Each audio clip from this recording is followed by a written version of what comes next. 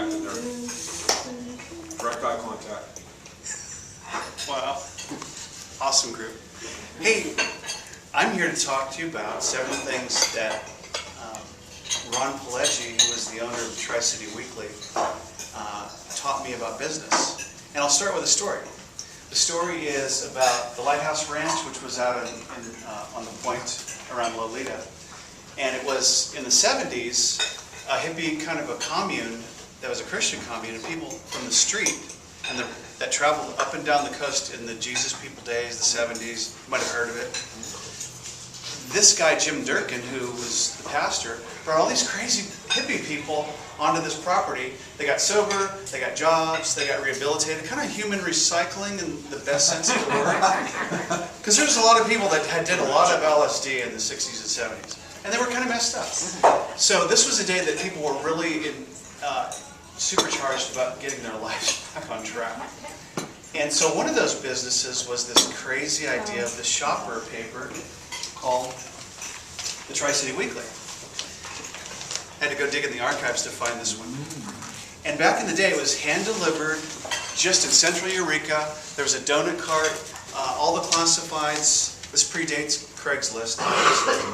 All the classifieds, every other classified was a Bible verse. It was like funky and local and very provincial.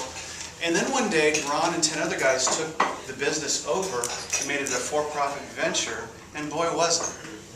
It was incredible. This thing actually won all the awards at the Free Paper Association conferences for many, many years, a lot of Academy Awards in the industry. And it was a really going concern until, well, not that long ago, Craigslist, internet, it's changed your world of mine. And it changed this world a lot. So I'm here today to tell a couple stories about my friend Ron, who's still alive, lives in Santa Barbara. He mentored me and a lot of other people early on in business. And so this is almost a historical trip into the past of Eureka and Eureka business. So it's 1983, I had hair. I had one child, Jacob, who's 29 now. And I was hired, and I met these guys, and I said, hey, I think I can do this job. I'd love the opportunity. They said, sure, you can have Arcata. And I was the Arcata guy for 15 years and had a great time. And this guy modeled some things that I want to share with you. These are the 7 things I learned that rocked my world, still do, and I'll just start with number 1. Number 1, first thing that Ron taught me is that people come first.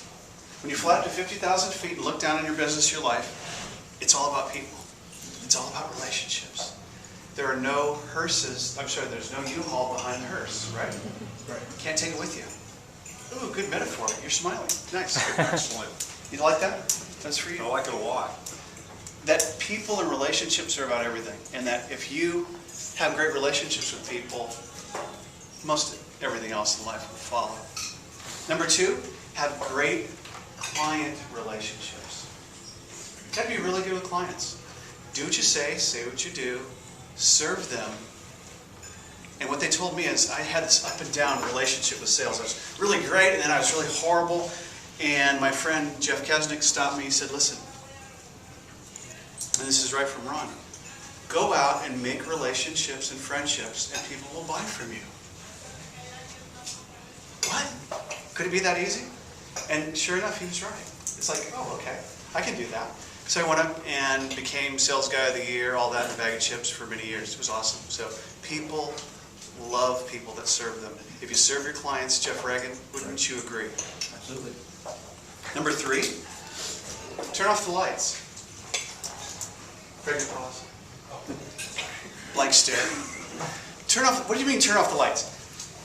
Before I became a manager, my boss, Ron, taught us one thing. He said, when you leave a room, always turn off the lights. And I said, what do you mean? He goes, be a great steward of your resources. Act like a manager. Take care of the business as if it were your own. Really? Well, that could have a lot of ramifications in time and resources and lights and electricity and paper clips and phone calls, my time. In other words, act like a manager. Number 4.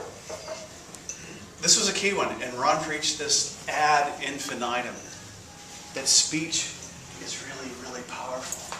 that your words carry this crazy amount of weight. That words spoken with sincerity and authenticity and genuineness really do impact people. They have this crazy effect on people. We would talk about hard to catch clients and hard to get individuals that were hard to persuade. And he goes, speak your truth, say it with authenticity, and when that guy goes home tonight, he's going to stare at his ceiling and go, what if he was right? What if I am missing all that market because I'm not the Tri-City Weekly?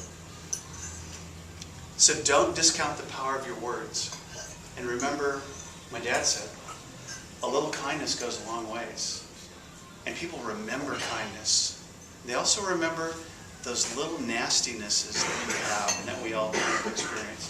That little verbal flick that you gave somebody that they didn't deserve. Just throwing that challenge out to not do that, because people remember that stuff. That's going to be your next buyer, by the way. Rule number 5, be involved with the community. Hey, awesome. CASA, Rotary, Toastmasters. What do you like? What is it for you? School board, school district, board of realtors. I mean, everybody's got one in here. What's Soccer. Soccer, thank you. Awana. What? Awana. Awanas. What are you guys involved in at that table? Over there at community. Go. We'll come back. Theater. What? Theater, awesome. What else? Relay for Life. Wow, relay. What was the Bold for Kids say? No, Humble Literacy Program. Literacy. What about you guys at this table? Big Brothers Big Sisters. Big Brothers, awesome. Is that Bold for Kids? Youth sports Yeah. coaching? What? Coaching in youth sports? Youth sports. Is that okay? Awesome. No. No. Of course that's okay. It's whatever you're about and whatever you resonate with and whatever you're good at. If you're trying to plug in Toastmasters and you hate speaking, just don't go. It's okay. Toastmasters will continue without you. It's cool. But definitely go to Relay for Life or Big Brothers. Be in that thing that you're all about. And this guy modeled that. He might not be able to give all the time in the world, but he gave like full-page ads to CASA. It was awesome. He did the newsletter for his Rotary Club.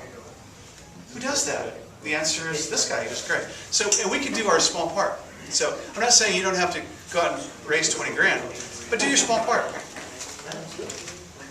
Be involved in the community. It's good business. Number 6, think creatively and out of the box. Nothing bothers me more than the rule keeper. You must obey the rules because we cannot go out of the box. But somebody's going to die if you don't go out of the box. But we got to keep the rules. No. Come on, man. Step out of the box. Be a little creative. There's a couple of us in here that are probably way too creative. And that cross all kinds of other lines. Huh, Sal? And there's others of us that are really like we're raised in the negative sense of religious.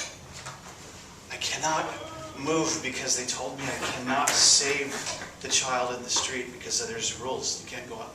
Stop. Wait. Take care of people. Bend the rules. You have to. You can break them for the right reasons. You might be ready to face the music when you do, because some of us get fired for stuff like that. And we'll have a story where you were heroic and you got spanked for it. Welcome to life. What I loved about this guy is he was super creative. He could find solutions. He was really a creative out-of-the-box thinker. Rule number 7. Be generous and celebrate people. You would love this guy's Christmas party. There were 6 of his sellers. We'd come to this, he'd go to the Carter house. The guy would do a $10,000 auction of like goodies and bikes and trips. No cars, but just fabulous. Everybody came away with something. The food was off the hook. And the guy was just crazy generous. Before we left, he was able to be a little out of the box. So we went to a Raiders game. Did I mention the Lafayette Hotel or that French hotel? Lafayette Park Hotel? Yeah. Is that what you're talking like about? Like a 20-star hotel. Talk about a Best Western. It was freaking awesome. Pretty sweet. We had what is a sommelier? Is that the wine guy? The wine guy. We had a wine guy at Walnut Creek, some Italian joint. I'd never seen a wine guy. I'm from McKinley, but we It's all, you know, It's all in a box. it's in a box. It's in a box. So this guy was incredibly generous, and he would celebrate people. He would celebrate even short-term employees that were leaving. It was incredible. He was just that guy. My dad called him a prince of a guy. He goes, Scott, you're so fortunate to be able to work for a guy like this. And I said, wow, you're really so right. He goes, I love Ron. I go, man, we do too. There's nothing you wouldn't do for the guy. Hey, would you return this movie for me to Arcata? I go, please, I'd be honored to take this movie for you. He was that guy that he did so much for you, there's nothing that you wouldn't want to do to honor him back. So in conclusion, he was what I call a whole business person. Profitable, made a buck, understood how to be profitable, but reinvested it and himself in the community in a really good way that was just palpable, is that the right word? Mm-hmm. And real. He was like for real. Anybody that, if you get the chance to meet him, a couple of you have, he's just a great guy. He's still up here once in a while. I'll end with this story. We had a guy. Your time's pretty up. Yeah. Yeah. That was only you. We had a guy come in off the street.